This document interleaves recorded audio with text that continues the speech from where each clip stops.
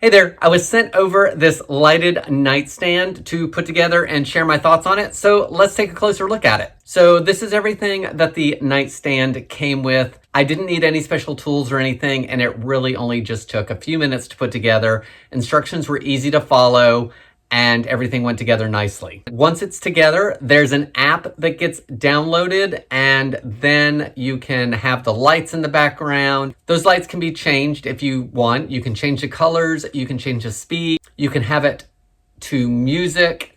So the lights add a little bit of ambiance to the room.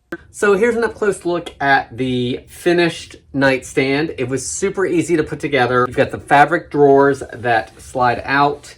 And while they're just fabric, you can put some lightweight things in here. I think these are good because they're easy to move if you are taking them to college and needed something small and compact.